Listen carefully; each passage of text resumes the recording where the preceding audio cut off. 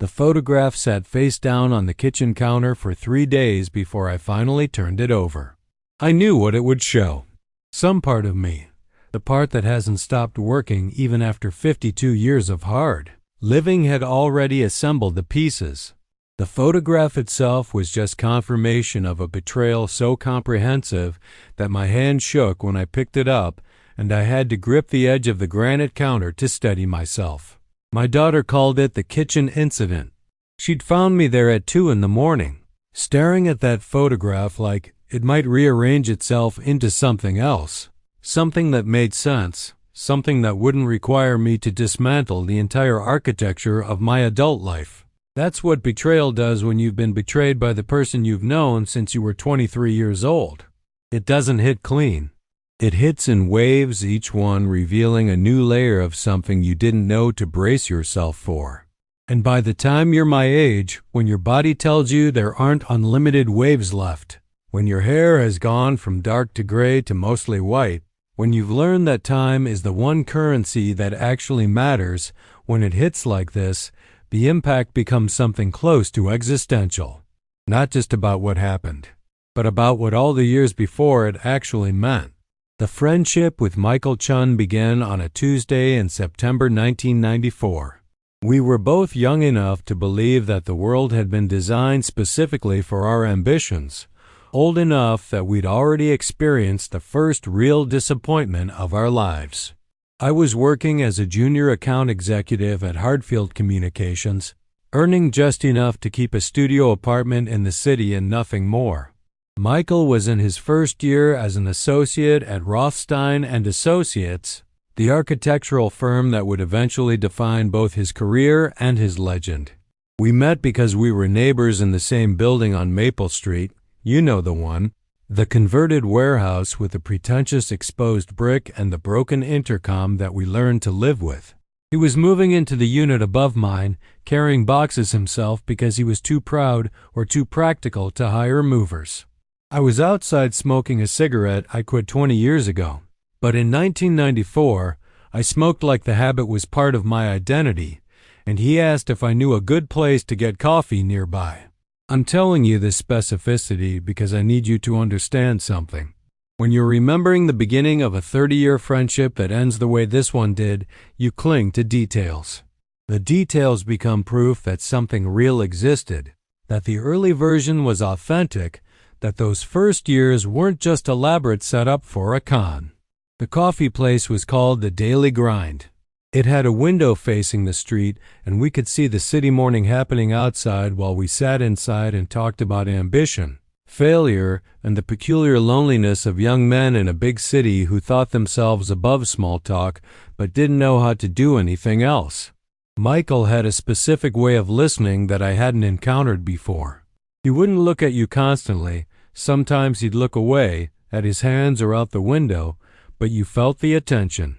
You felt that he was genuinely absorbing what you were saying, not performing interest. I later learned that this quality would serve him extraordinarily well in architecture. His clients trusted him in ways they didn't trust other architects. He could make them believe he was designing their visions when, in reality, he was subtly reshaping what they wanted into something better. We became friends immediately, or at least, we began a process that would eventually become friendship. There was the regular coffee, expanding to Friday dinners, then to introducing each other to other people we knew, then to the kind of friendship where you don't have to make plans because plans are assumed. By late 1995, he was attending my company holiday party. By 1996, I was at his firm's open house.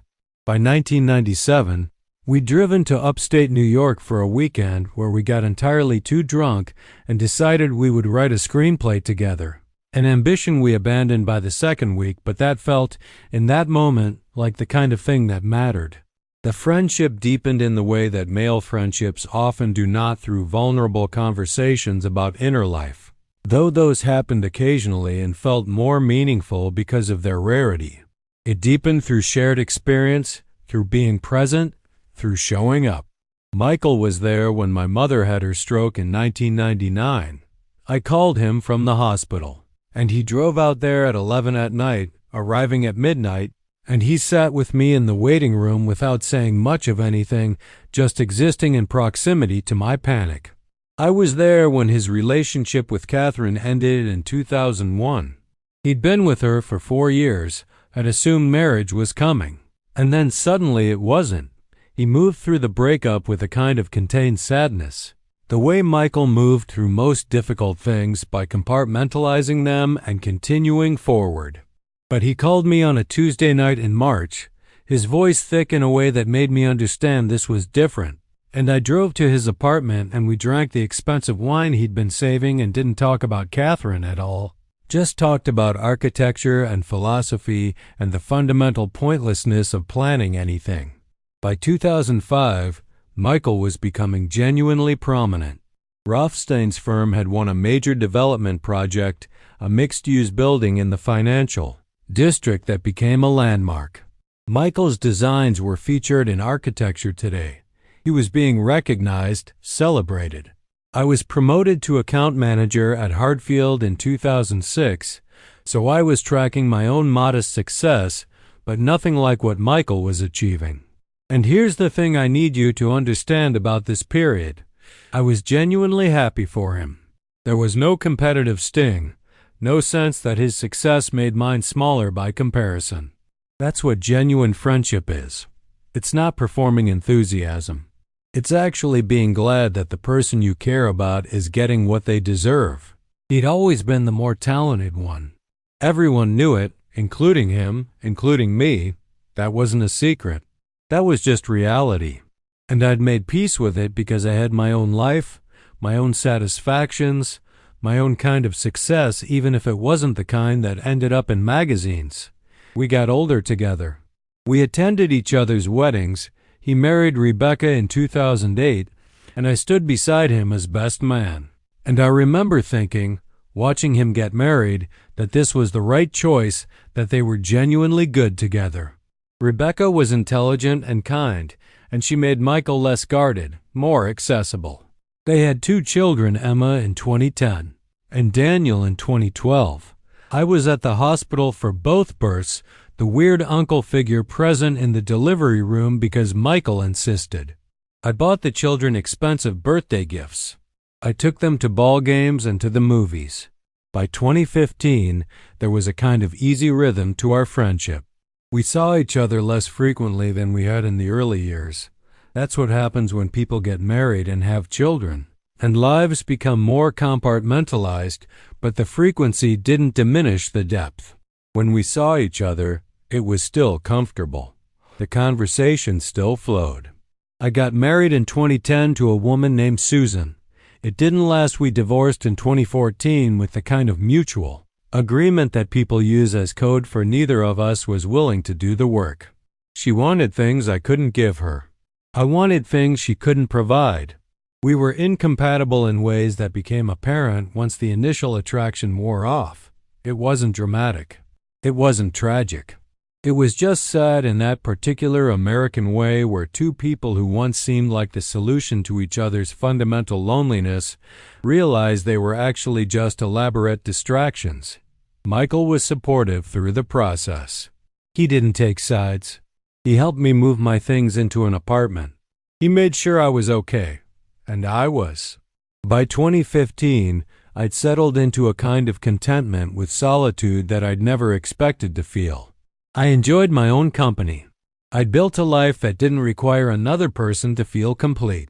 But here's the thing about being in your late 40s in 2015. You start to feel the inexorable movement of time in ways you don't at 30 or 40. Your body tells you. Your knees hurt when it rains. Your hangovers last longer. You look in the mirror and you see your parents' faces, your grandparents' faces. And you understand with absolute certainty that you're not going to live forever, that the amount of time you have left is actually measurable, that each year that passes isn't abstract anymore. It's visible. It's real. It's gone. And with Michael succeeding at the highest levels, winning design awards, being recognized by his peers as one of the most innovative architects of his generation, while I was managing accounts and attending meetings and performing competence at a job that had become increasingly hollow, felt this something shift, not between us. Nothing changed between us in an obvious way, but something in how I understood the friendship shifted. There was an asymmetry that had always existed, but I hadn't felt it as acutely before. He was ascending. I was steady state. He was becoming someone. I was remaining myself. His name was in magazines and newspapers. My name was in meeting minutes. His children would grow up knowing their father as a celebrated figure. My hypothetical children, I'd never had any, would never know me as anything but a guy who managed accounts. I'm telling you this not because I think these feelings are reasonable or noble. I'm telling you this because they're relevant to understanding what happened next, to understanding why I was vulnerable to what came later.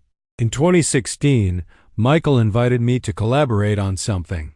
He was moving on from his role at Rothstein and Associates to establish his own firm, Chen Architectural Design, and he wanted my help. Not as an architect, obviously, but as a business person. He'd always respected my abilities with clients, with strategy, with the commercial side of things that architects typically disdained but desperately needed. He wanted me to be a partner. Not a full creative partner that would be his role, but a partner in developing the business, managing operations, driving growth. He offered me equity in the firm. He offered me a salary that was more than I'd ever made in my life. He offered me the chance to be part of something that was genuinely exciting, genuinely innovative, genuinely going to matter. I said yes. Of course I said yes. How could I have said no? I left Hartfield Communications on a Tuesday in March 2016. They threw me a going away party that was simultaneously too generous and too perfunctory generous because they actually seemed to like me, perfunctory because I was immediately replaceable, as everyone is. Michael came to the party. He stood in the corner with a drink and watched me accept handshakes and promises to stay in touch that would be forgotten by August. At one point, he caught my eye and smiled in this particular way that I'd seen him smile at the moment a building project was officially greenlit, a smile of satisfaction, of rightness, of things aligning as they should. I remember thinking, in that moment, this is the best decision I've ever made. This is the thing that was supposed to happen. This is where my life actually begins. The first 6 months at Chen Architectural Design were genuinely exciting. The office was in a converted warehouse. Michael had a thing about warehouse spaces, about the romance of industrial conversion, and we staffed it with young, hungry architects who admired Michael's reputation and a small operations team that I assembled and supervised. The work was genuinely interesting. Michael would present the design challenges, and I would figure out how to make the business work around those designs. We developed systems for client management, for project timelines, for cost management. I learned things about the architecture business that I never would have learned anywhere else. The firm was small enough that everyone knew everyone, intimate enough that you felt like you were building something meaningful. But by month 9, something started to feel off. It was small at first. Michael began having conversations with senior staff that I wasn't included in. Nothing dramatic, it was just that I'd walk into a meeting room to find him talking quietly with David, our head of design, or with Sarah, who managed the project timeline, and the conversation would stop when I entered. I told myself this was normal. People have conversations. Not every conversation needs to include everyone, but there was a pattern to it. The conversations were specifically happening when I was present, but not meant to be present. They had the quality of things being discussed before I could hear them, decisions being made in my absence. I should have asked Michael about it directly. At that point in our friendship, I would have. We had the kind of relationship where you could say, "Hey, I'm sensing something. What's happening?" But I didn't. I was too worried about looking insecure. I was 50 years old, and I didn't want to seem like a man who noticed every slight, who couldn't handle being excluded from conversations. So I watched, I listened. I tried to piece together what was being discussed. Then, in December 2016, Michael asked to have lunch with me. Not a casual lunch. A deliberate, scheduled lunch. We went to a restaurant near the office, not the kind of place we usually ate, but somewhere more formal. The kind of place you go when you're going to have a conversation you're nervous about. He wore a jacket and a tie, which he rarely did. I remember noticing this. I remember thinking, something is wrong. He ordered wine before our food arrived. Michael didn't usually drink at lunch. He said he wanted to discuss the structure of the partnership. He said, and I can see his face as clearly as I'm seeing my own hands right now, typing this out, trying to make sense of it. He said that he'd been thinking about how the firm was organized, and he thought we needed to adjust the equity arrangement. The initial plan had been equal partnership, but Michael wanted to restructure it. He wanted to have 65% ownership, and he wanted me to have 35%. The reasoning was straightforward. I was a talented business operator, but he was the architect. He was the person who'd created the reputation that made the firm valuable. Without him, the firm was nothing, so the equity should reflect that reality. I remember not being as shocked as I should have been. There was a small part of me, the part that had been watching the office dynamics, that had been noticing the conversation stopping when I entered rooms, that had been expecting something like this. That's not the same as being okay with it. But I wasn't devastated. I tried to negotiate. I said that I'd built the business infrastructure, that had value, that the revision seemed dramatic given that we were only 9 months into the operation. He didn't disagree with any of this. He just said that the market reality was clear. His reputation was the commodity. Everything else was management, which was important but ultimately replaceable. If I didn't accept the restructuring, he'd buy me out. He offered a number, a fair number actually, but a number that represented returning to roughly where I'd been before, maybe slightly ahead, but nowhere near where I'd imagined I'd be by 55 if the equal partnership had actually unfolded as promised. He said he hoped I'd stay, that he valued my work, that he wanted us to continue the partnership. But these were the terms on which the partnership could continue. I was shocked. But I was also trapped. The restructuring meant that I was no longer a co-founder. I was an employee with equity, but fundamentally different status. I was a manager hired by the founder. And the reason I tell you this now, the reason this moment matters to the story, is because this is the moment when I made a choice that probably determined everything that came after. I accepted the restructuring, not enthusiastically. I didn't sign anything immediately, but I said I'd accept it, and Michael nodded like this was the outcome he'd expected, like there had never really been an option. We finished lunch. We didn't talk about it again. Instead, I went home and I got quietly angry in a way I'd never been before. It's important to understand that anger, that specific kind of anger, because it doesn't feel like anger in the moment. It feels like clarity. It feels like finally seeing something you'd been too naive to see before. It feels like waking up. The anger started small and spread like something toxic through the months that followed. Every morning when I walked into the office, I was conscious of the fact that Michael had revised his estimation of my worth. Every time he made a decision about the firm without consulting me, I was conscious that he no longer needed to consult me. Every time he had success and the firm continued to have success, continued to win projects and recognition, I was conscious that his success was now occurring independently of my participation. I want to be clear about something. The restructuring wasn't wrong. Michael had probably been right that his reputation was more valuable than my management. That's just market reality. If I'd been thinking clearly, if I hadn't been in my early 50s and feeling the clock on my professional relevance, I would have accepted this and moved on. But I wasn't thinking clearly, and the anger I felt wasn't really about the restructuring. The restructuring was just the manifestation.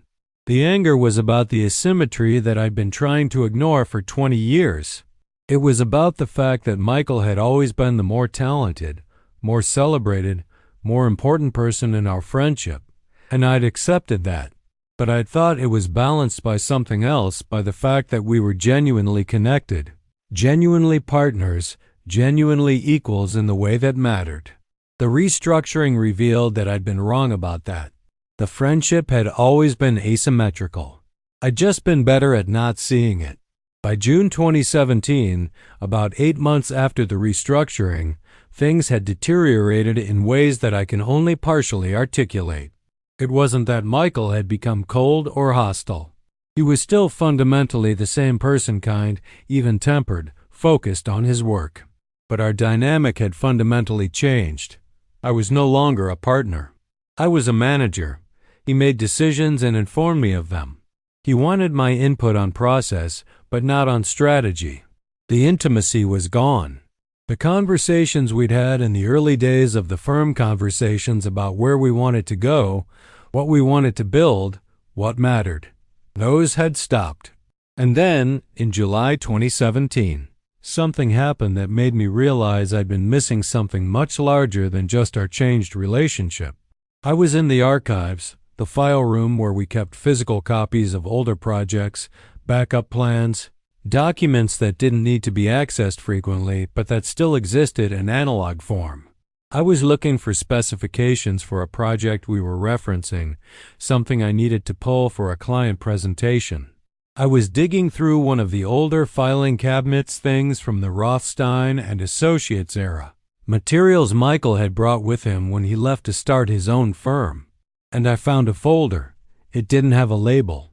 It was just a manila folder tucked in the back of a drawer, and I might not have even noticed it except that it was distinctive. It was the kind of folder they don't make anymore, the kind with the real metal brackets and the rigid cardboard. I opened it.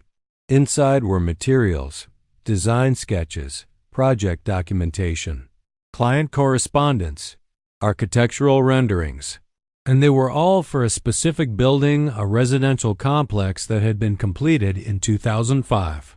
One of the landmark projects that had made Michael's reputation at Rothstein and Associates, the project that launched him into prominence. I knew this project. I'd celebrated it with him at the time.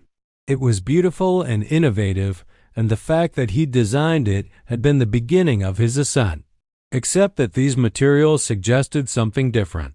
The sketches, the earliest conceptual work, had initials on them. Different initials. Not Michael's. I stared at them for a long time. Michael Rothstein, the founder of the firm, the man Michael had worked for, the man Michael had learned from, the man who'd eventually become his boss in the most complete sense. I told myself I was misreading it. I told myself that these sketches were early concepts, and Michael had developed them, refined them, created the final designs. Early architectural work often passes through multiple hands. That's normal. That's collaborative.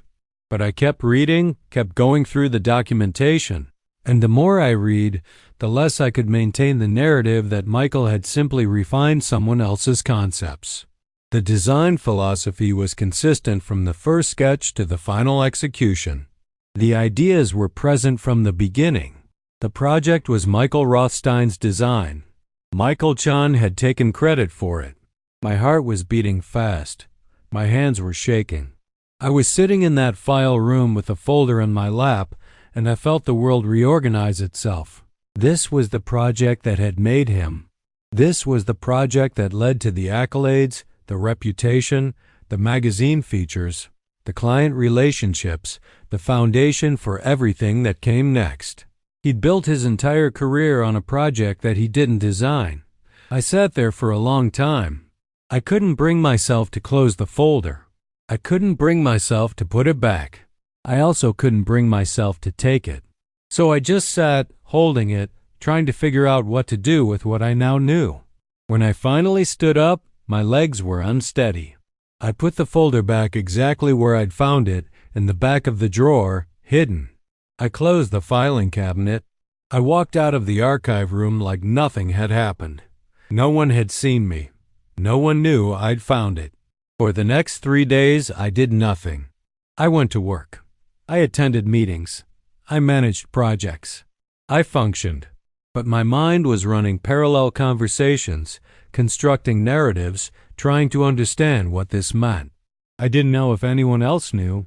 I didn't know if Michael Rothstein and Michael Chen had some kind of arrangement. I didn't know if this was something that was public knowledge within the architecture world or if it was somehow a hidden thing, a secret between two people.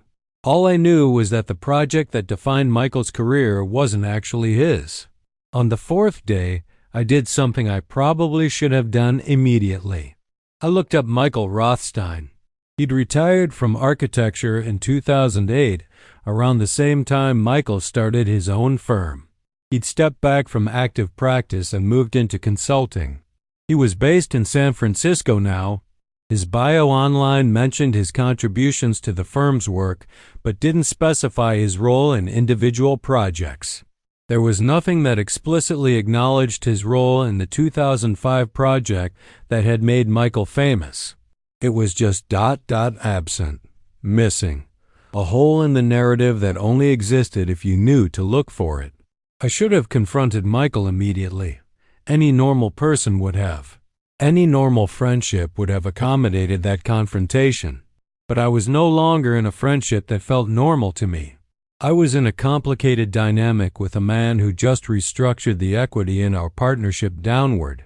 And I just discovered that the reputation he'd leveraged to justify that restructuring was partially built on misrepresentation. I was angry and hurt and confused and afraid of what would happen if I said something. So instead, I started investigating. It started small. I began systematically going through the archive materials when I had time, looking at other early projects from the Rothstein firm, checking the documentation, looking for Michael Chen's specific contributions versus other people's. Some projects were clearly his, but others, maybe two or three others, had the same pattern. Early concepts initiated by Rothstein, developed and refined, executed, and then Michael Chen took the public credit. He'd written the design statements. His name was on the presentations. He was the face of the work, the person who did the interviews about the design philosophy. It's hard to describe how this discovery felt because it moved through different emotional states. First was shock. Then came anger. Then came something more complicated, a kind of grief mixed with betrayal. Because this wasn't a mistake. This wasn't a misunderstanding or a miscommunication. This was a calculated deception that had sustained itself for nearly 15 years, that had formed the foundation of his reputation, that had influenced my life because I'd respected him for things he hadn't actually done. By August 2017, I'd found enough documentation to convince myself of what was real. Michael Chen had built his reputation on projects that were conceived and initiated by Michael Rothstein, and he'd either stolen them outright or there'd been some arrangement between them that involved Michael Chen taking full public credit. Either way, the narrative of his genius was partially false. The ascent that I'd watched with admiration was partially built on misrepresentation. I still didn't know what to do with this information. I was trapped in a psychological state where I couldn't ignore what I knew and I couldn't figure out how to act on it. I was also trapped financially because I was now locked into this firm with 35% equity, and walking away would mean losing the investment I'd made. I was 53 years old. I didn't have unlimited options. I had a boss who'd already revealed he didn't see me as an equal. And I just discovered he was fundamentally dishonest about his own role in his success. I did something I'm not proud of. I started being less good at my job. Not obviously. Not in ways that would provide clear cause for termination. But I became less invested in the day-to-day operations. I stopped staying late. I stopped anticipating problems before they happened. I became, in many ways, just a manager doing her job at a normal level of competence instead of the passionate operator who'd helped build the firm from nothing. And I was waiting. I was waiting to see if Michael would notice. I was waiting to see if he would care. I was waiting to see what would happen next. What happened next was Rebecca. Rebecca, Michael's wife of 9 years by that point. Rebecca, who I knew well, who I'd seen at countless dinner parties, who I'd helped move furniture for when they were renovating their house, who'd asked me for advice about whether her children's school was the right choice. Rebecca called me in September and asked if we could meet for coffee. When Rebecca suggested coffee, I immediately knew it was about Michael. Women ask each other for coffee to talk about men. Men don't ask each other for coffee to talk about women. So I met her at a cafe near her office downtown, and I watched her face as she decided how to start the conversation. And I saw the stress there, the kind of stress that comes from a marriage that's developing problems. She started by asking how work was going. I gave her a vague answer. She asked about my life, and I gave her another vague answer. She was stalling, building towards something. Then she said, "I'm worried about Michael." I felt something tense in my chest. I said, "What kind of worried?" She looked around to make sure no one was near enough to overhear.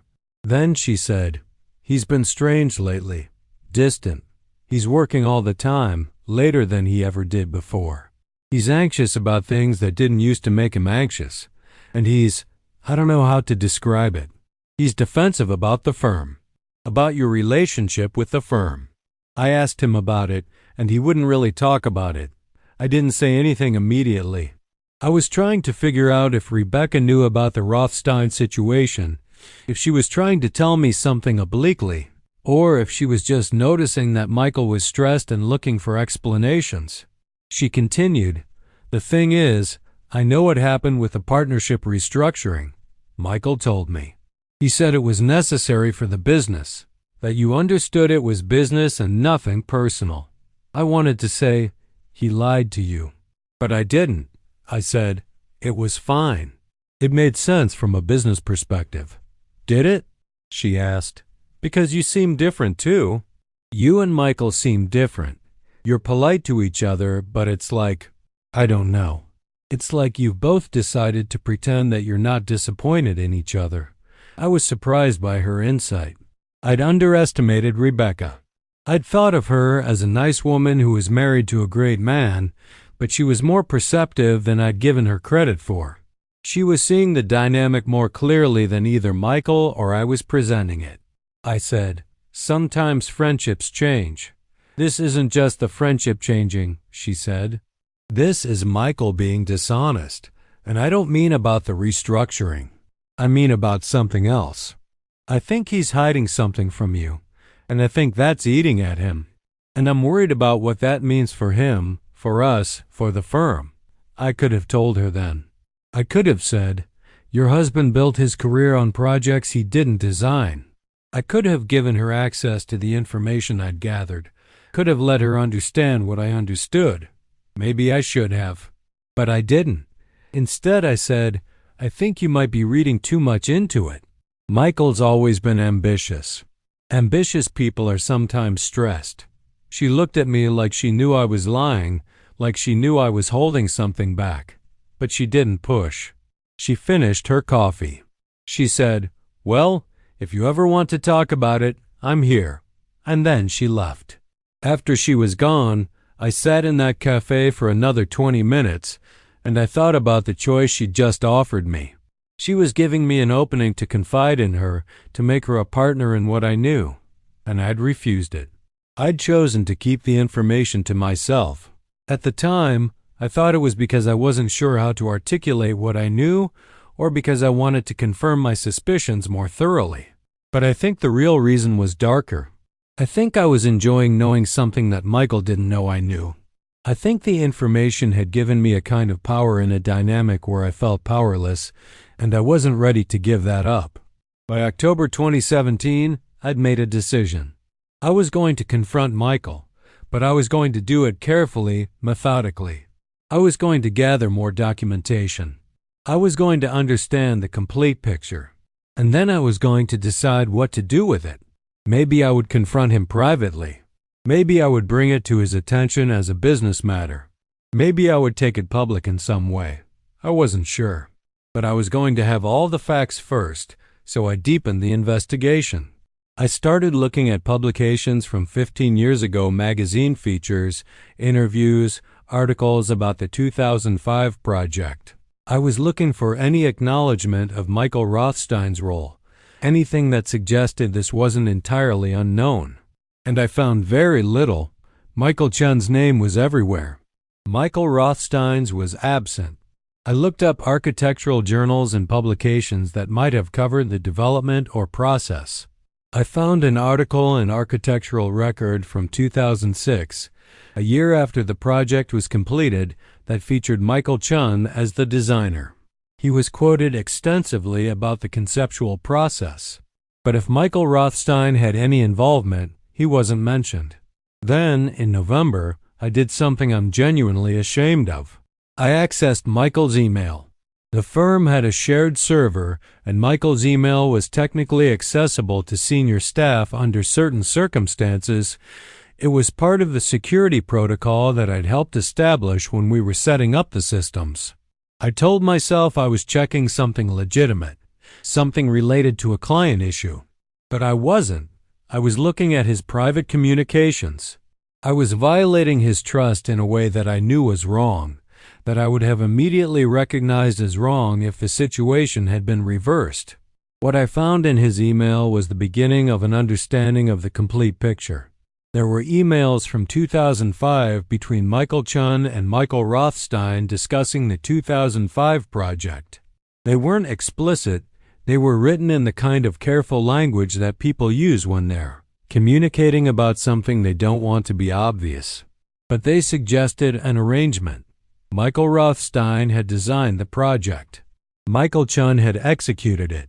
Michael Rothstein had stepped back from public presence, and Michael Chen had taken it.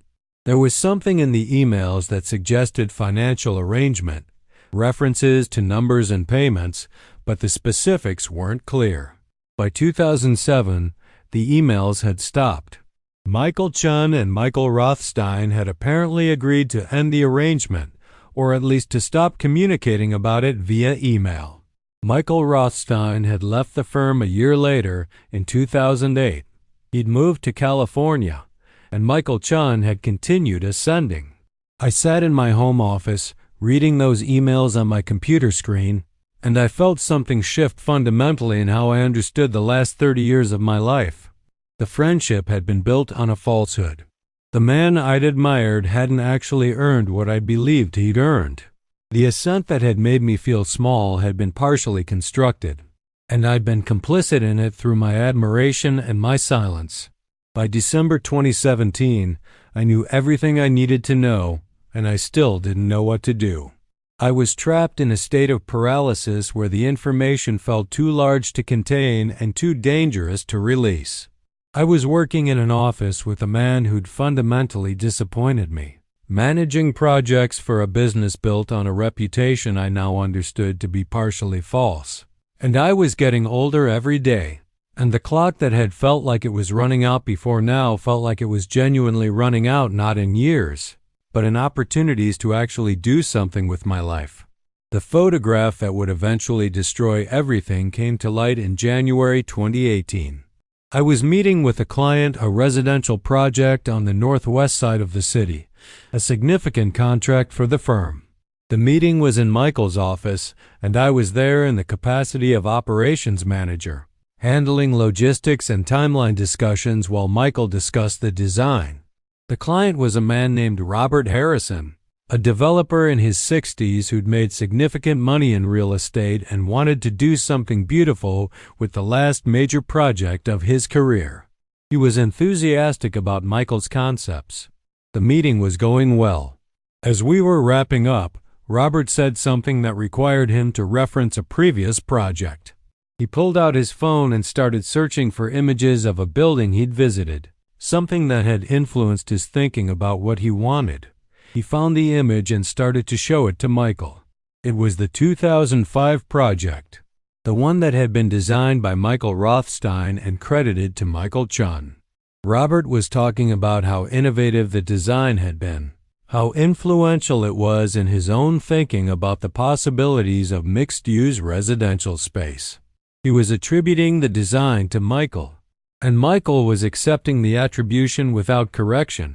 But then Robert said something that made Michael's face change. Robert said, "You worked with Rothstein on that, right? I had a conversation with him years ago, and he mentioned it." Michael's face went very still. He said, I don't recall Rothstein working on that project. Robert looked confused. He said, No? I could be misremembering, but I'm pretty sure. I remember meeting both of you at some industry event, and Rothstein said something about the design process. Michael said, Rothstein wasn't involved in that project. There was a moment of uncomfortable silence. The client looked uncertain. Michael had made a clear statement, and Robert had backed down, but there was tension now, a sense that something had been contradicted but not explained. The meeting ended a few minutes later. We walked the client out, and then Michael went back to his office and closed the door. I knew, in that moment, that Michael knew that I knew. I can't explain exactly how I knew it was something in his face when Robert had mentioned Rothstein, something that suggested he was aware of the vulnerability of the lie, something that suggested he was suddenly conscious of the fact that the past could catch up with him. He didn't know specifically what I'd found, but he knew something had shifted. I spent the afternoon trying to work on routine tasks. I couldn't focus. My hands were shaking. I was waiting for Michael to emerge from his office, waiting for him to ask me to meet with him, waiting for something to happen. But nothing did. He stayed in his office for the rest of the day. He didn't attend the team meeting we usually had at 4. He left early without saying anything to me. I went home that evening and I made a decision. I was going to confront him the next day. I was going to walk into his office and I was going to tell him what I knew. And I was going to demand an explanation, not for my own benefit anymore, but because something had broken in the symmetry of the situation. He was now conscious that something was wrong. The secret was active between us, and I couldn't continue to function in that space. I had to break it open. I barely slept that night. I rehearsed the conversation in my head 100 times. I tried different approaches, different ways of presenting what I knew, different explanations for how I'd found out. I was aware that I'd violated his privacy when I accessed his email. I was aware that my information came from sources he hadn't authorized. I was aware that I would have to account for that. But I was also done protecting him, done protecting the friendship, done pretending that everything was fine when it wasn't.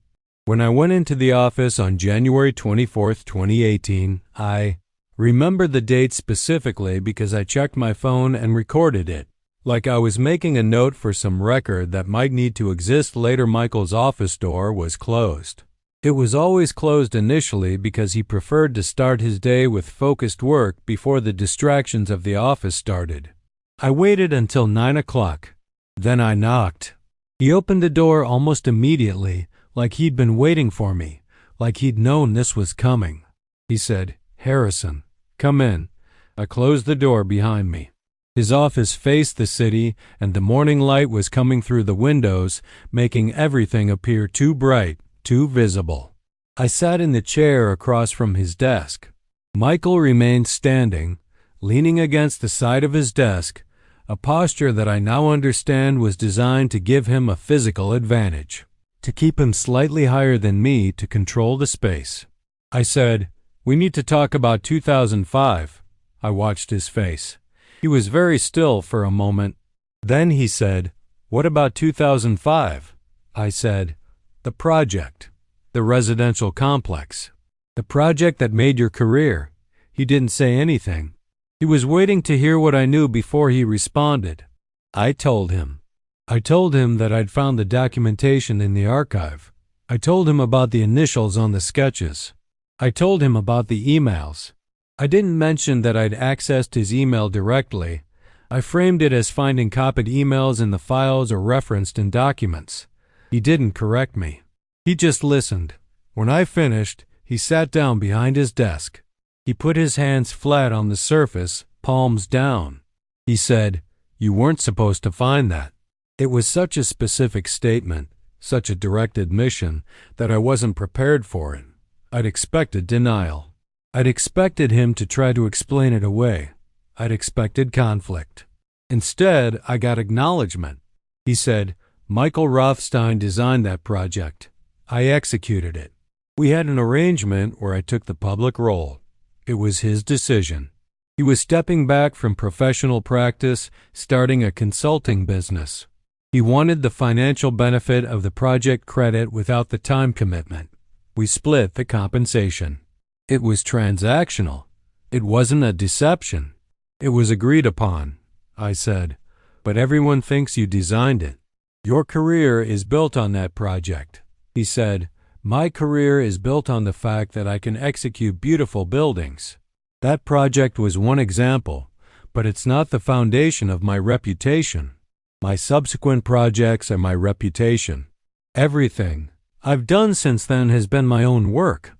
I said, but you let people believe you designed that one. He said, I didn't correct them when they assumed it. That's not the same as lying, I said. It's exactly the same as lying. Michael stood up. He walked to the window and looked out at the city. He was silent for a long time.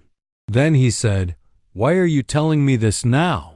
Why are you confronting me about something that happened 13 years ago? And I realized in that moment that I'd been preparing for this conversation incorrectly. He wasn't going to defend himself. He wasn't going to apologize. He wasn't going to break down or confess or undergo some moral transformation. He was going to ask me why I was challenging him, and the implication was that I shouldn't be. I said, because I have to. Because I've known for months, and I can't keep pretending I don't know. Because you restructured my equity and justified it based on a reputation that isn't fully earned. He turned to face me. He said, the restructuring had nothing to do with that project. The restructuring was based on current market value, current contribution, current relevance. You're a good manager, Harrison, but you're not a designer. You're not the generator of value for this firm. I am. That was always true. It was true in 1994. It was true in 2005. It was true in 2016 when we started this firm. The only thing that's changed is your willingness to accept that reality. I felt something collapse in my chest. It wasn't the revelation about the project. It was this, the casual dismissal, the absolute certainty that he was right, the confidence that I could be made small enough to accept my reduced role without complaint. I said, you're a fraud, he said. I'm a working architect. I execute buildings. I manage projects. I do work that matters. One project from 15 years ago doesn't change that. I said, but you lied about it, he said. I didn't lie. I let people believe something. If they didn't ask for clarification, that's not my responsibility.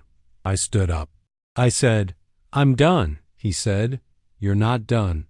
You have a contract. You have equity in this firm. You're not leaving. I said, we'll see about that. And I walked out of his office. I didn't go back to work the next day, or the day after. I called him on the third day and told him that I was going to meet with a lawyer about the equity arrangement and the circumstances of the restructuring. He said that was his prerogative, but that the restructuring was documented and legal, and there was nothing actionable about it. I said we'd see about that. I met with a lawyer named David Castellano, a sharp man in his 60s who specialized in business disputes. I laid out everything, the discovery of the archived materials, the emails, the restructuring, the current situation. He listened carefully and then told me the truth. The restructuring was probably legal. Unless I could prove that it was made under false pretenses or through fraud, the equity reallocation would stand. And even if I could prove something about the project misrepresentation, it would be difficult to establish how that affected the restructuring decision, which was made at a later time and based on different criteria. He said, you have options. You can attempt to prove fraud in how the restructuring was presented. You can attempt to exit your contract.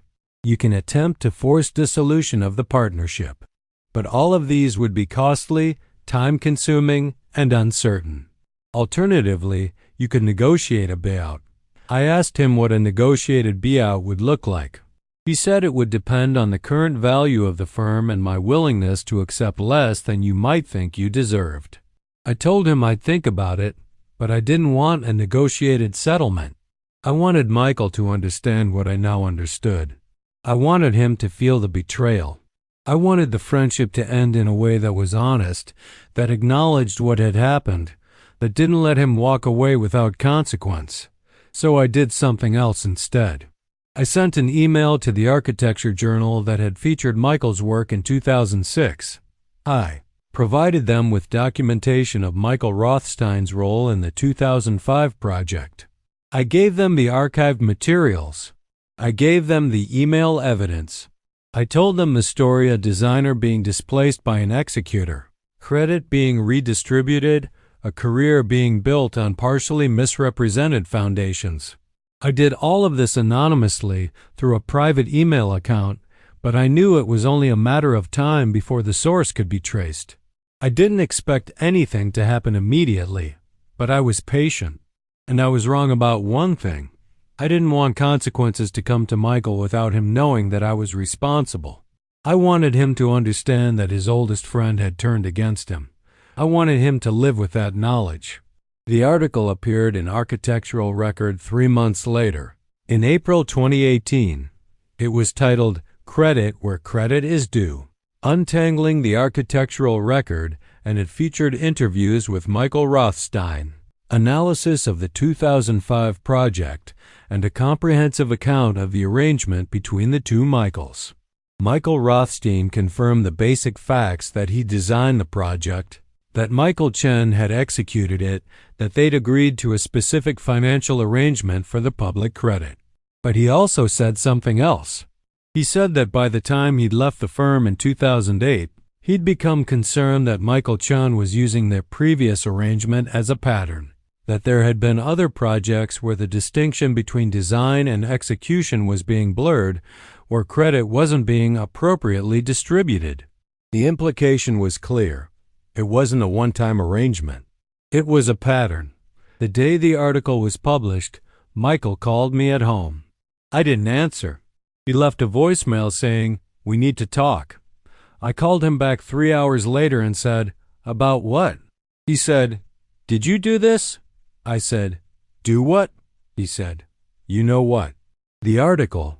Did you provide that information? I said, "I don't know what you're talking about." He said, "Don't lie to me. Not now. Just tell me the truth." And I did. I said yes. I'd provided the information. I'd contacted the journal. I'd decided that the truth was more important than the friendship. There was a long silence. Then Michael said, "You've destroyed my career." And I said, "You destroyed it yourself." I just made it visible. He hung up. The consequences were immediate and severe. The Architectural Record article triggered investigations from other journals and publications.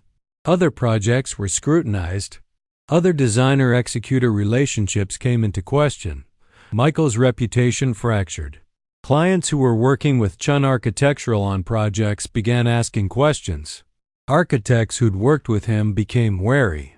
The firm that had seemed like it was going to define a generation of architecture became toxic. By July 2018, Michael had restructured the firm significantly, pushed out several associates, and started attempting to rebuild his reputation through a series of public statements about the nature of architectural collaboration and the difficulty of attributing credit in a field where work is inherently collaborative.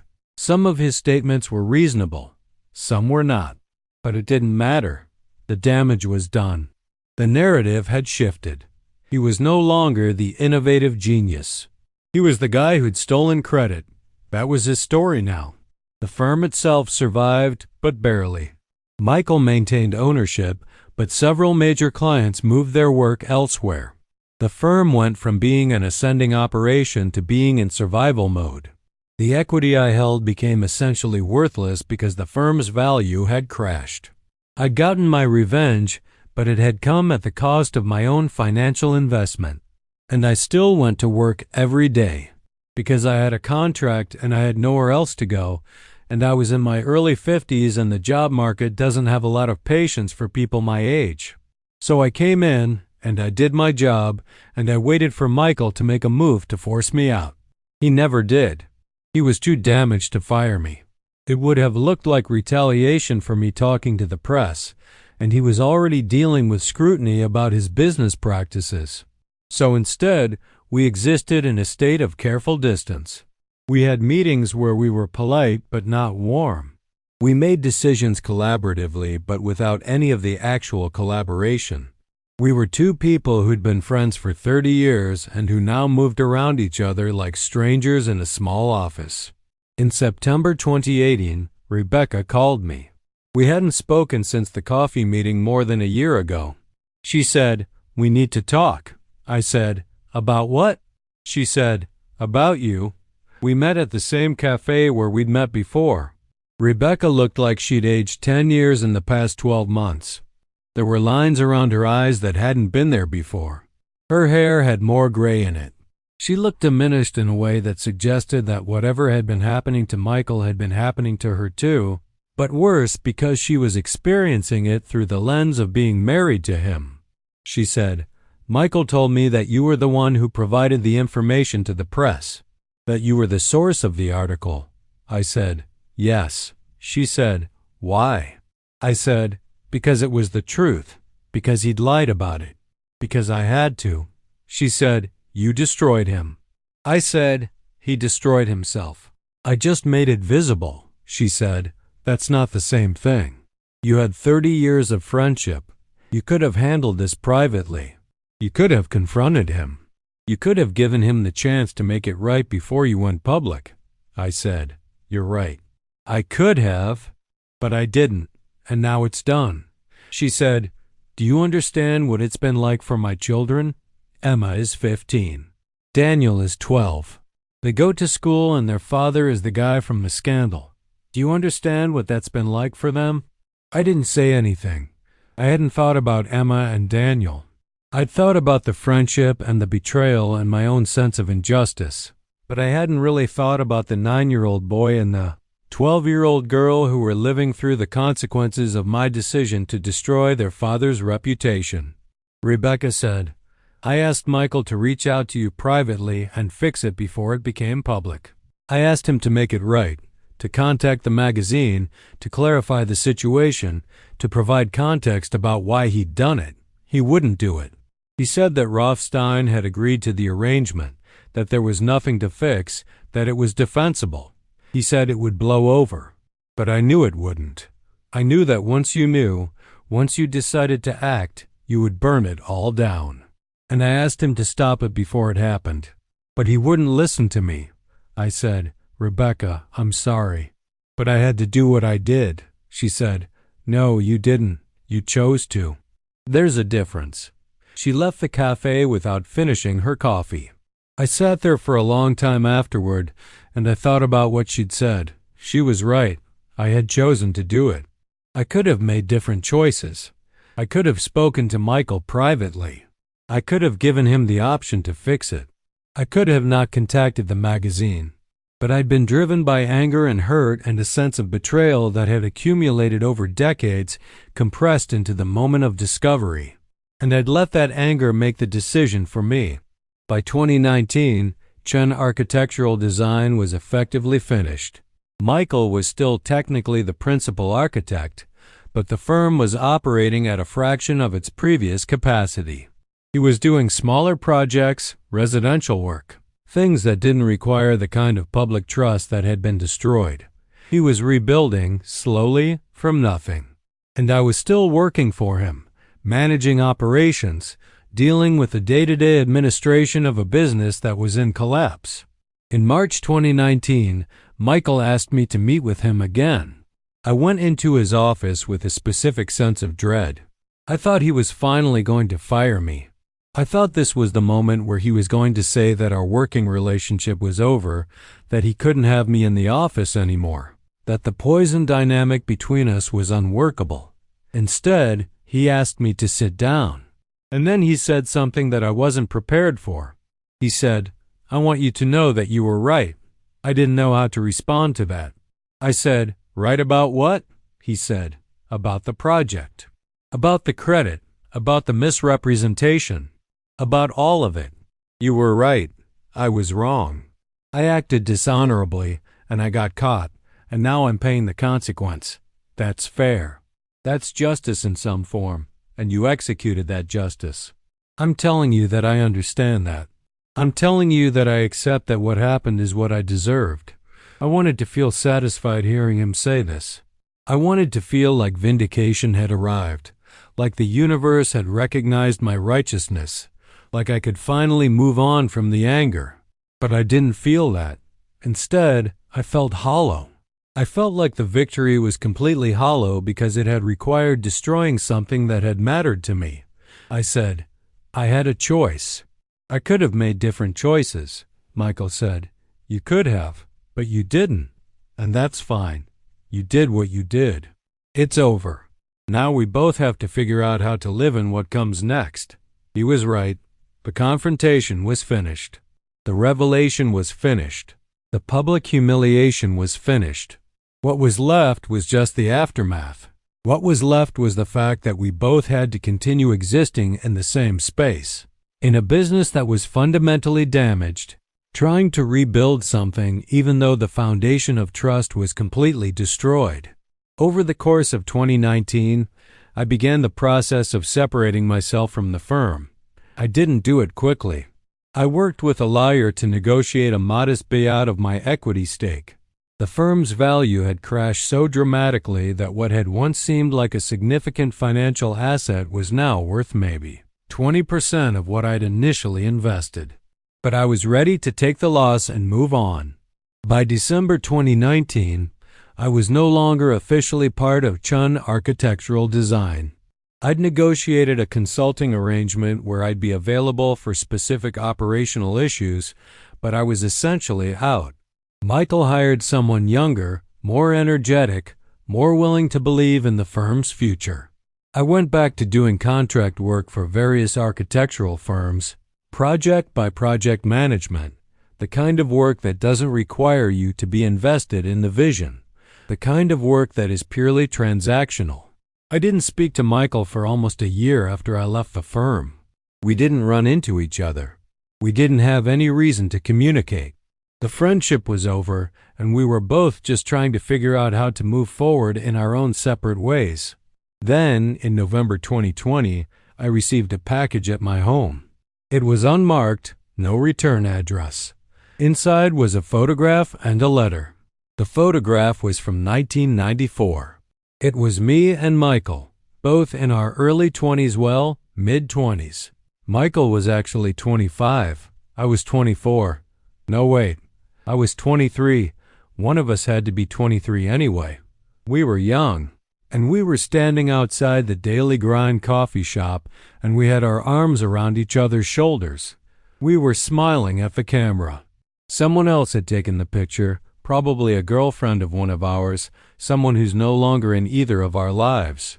But in that moment, captured in the photograph, we were genuinely happy. We were genuinely friends.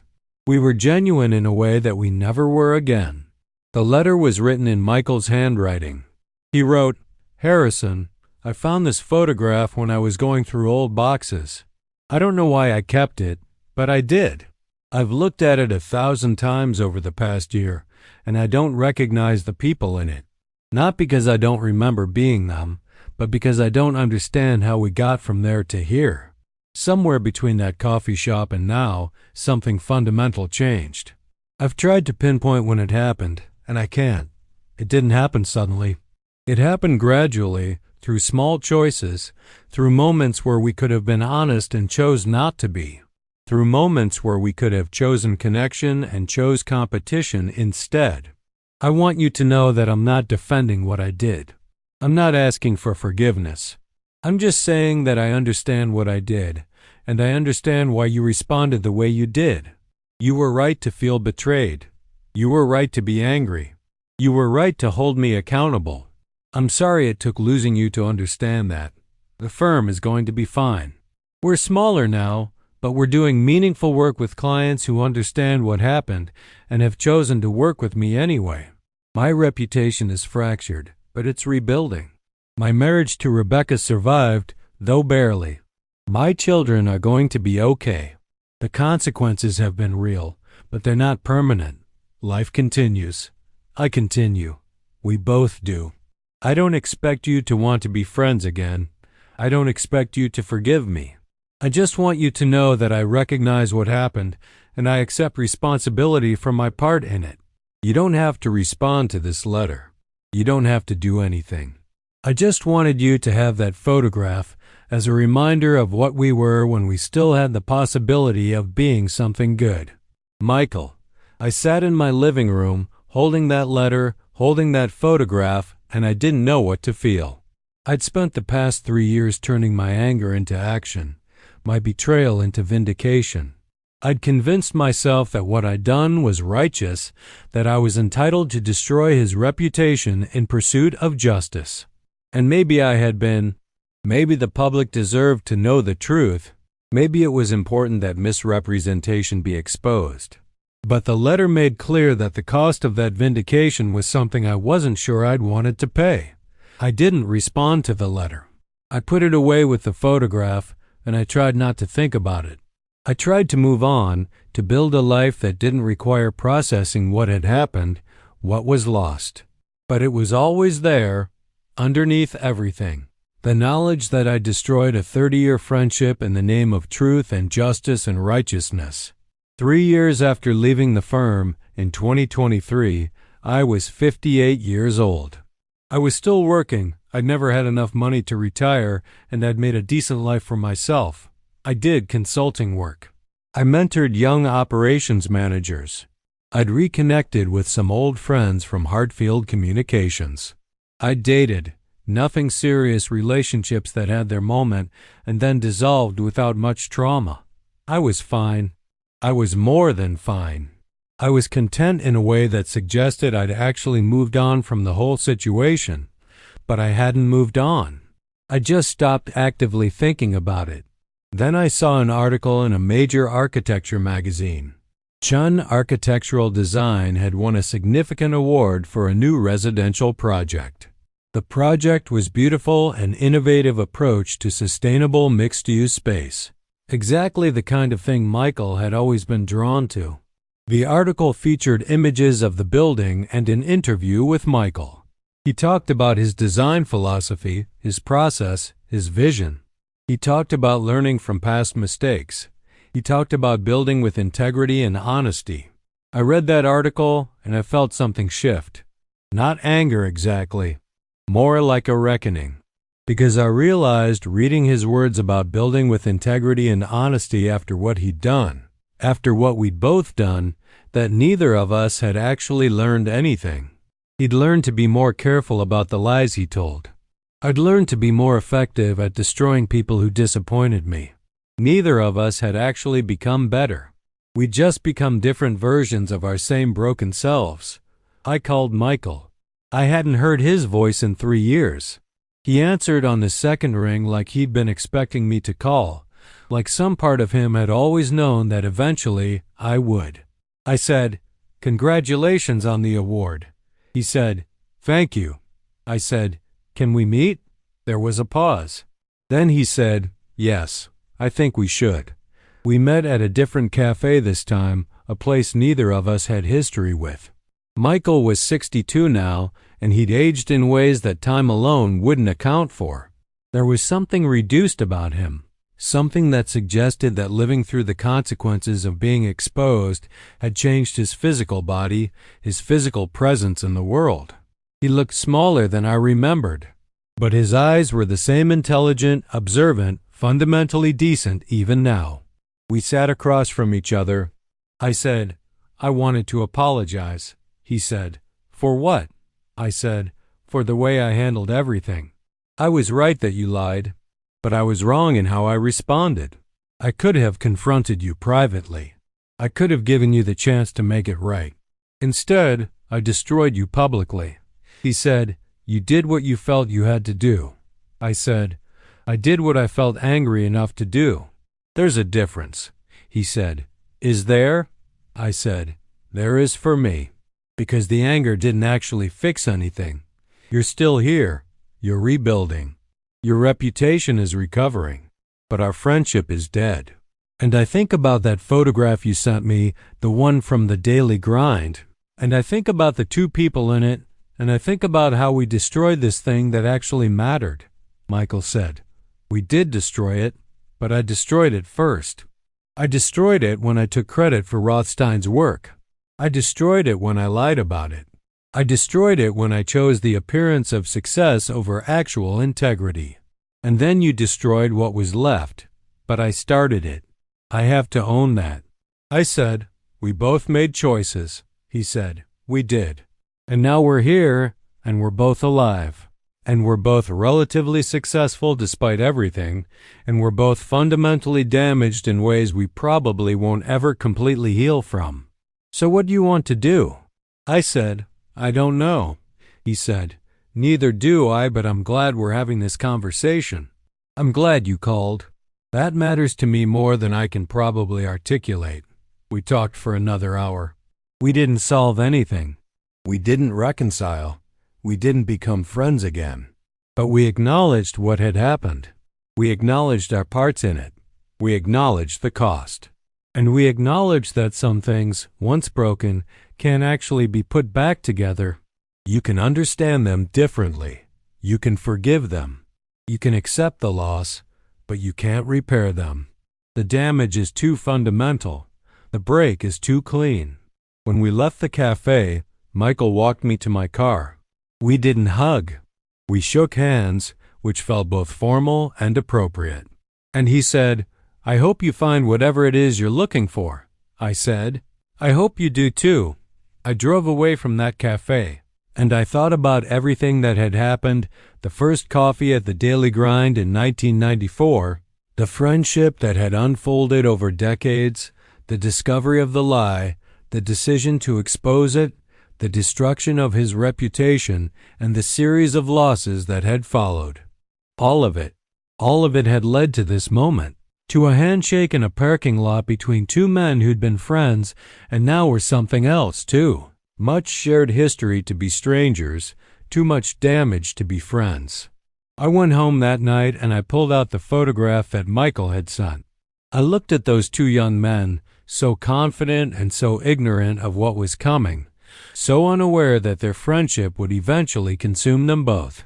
I thought about whether I would make different choices if I could go back. I thought about whether I would warn them about what was coming.